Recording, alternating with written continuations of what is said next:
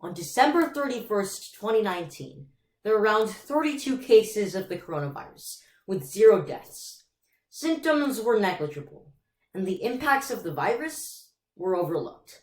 Now, just 5 months later, there were 5.6 million cases of the coronavirus with 350,000 deaths. It is clear that COVID-19 has tremendously impacted the US. It has forced society to conduct daily activities such as speech and debate on an online platform. It has made grocery shopping a real-life version of Pac-Man, where you avoid everyone, get the fruit, and take any route to not initiate contact. And unfortunately, it has caused job loss for millions of American citizens, devastating the economy. Before COVID-19 came to the US, we were given the promise that our government was prepared at all costs. However, it is painstakingly clear that the US was outrageously wrong. But, as the famous quote goes, it's better to be safe than sorry. And it's never too late to start preparing for the future. So, not only for the US, but for the entire world, the question must be asked: what steps should the US take to prepare for future disease outbreaks? Well, our government needs to 1. Invest and restock the SNS. 2. Work with private sector companies to improve innovation and manufacturing. And finally, and maybe most importantly, invest in the public health sector. The National Stockpile, or the SNS, was created in 2003 to act as a safeguard for medical emergencies. However, in the status quo, when states are scrambling to get their hands on PPEs or personal protective equipment, it is clear that the stockpile has failed miserably. In fact, the USA Today article written on March 25th, 2020 states that while the SNS is essential for any national emergency, it has been underfunded for several decades.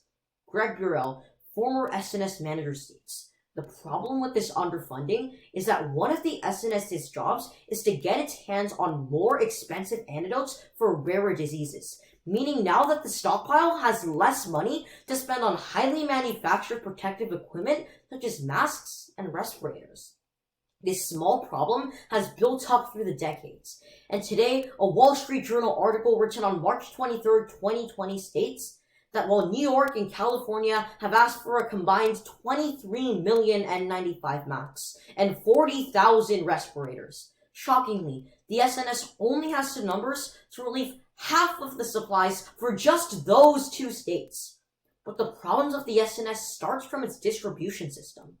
Sazia Popska from George Mason University states that because the SNS distributes its processes based on population, smaller, more concentrated areas that may have a higher risk of disease aren't going to get the relief that they need and deserve. It is absolutely clear that the SNS is in shambles. We need to invest larger and larger amounts of income and change the distribution system so it's based on extremity.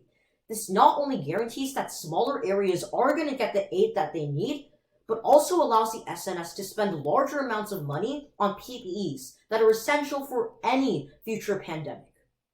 We've all heard the quote, "teamwork makes the dream work," and that is why cooperation between the private and public sector is paramount.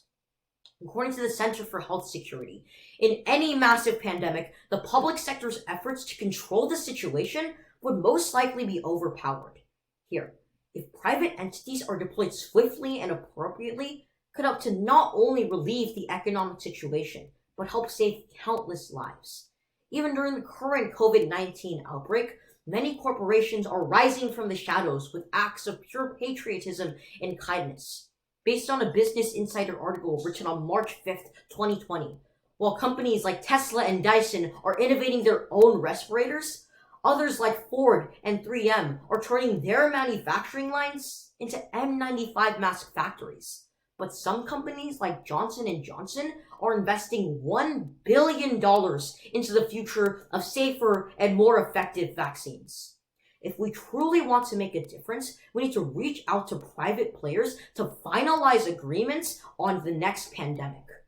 Companies should know their goals, such as communications or manufacturing, so that when the next pandemic does strike, public and private can work together harmoniously. In any problem, the solution is a true connection with the people being affected and harmed. And that is exactly why we need to invest heavily in the public health sector.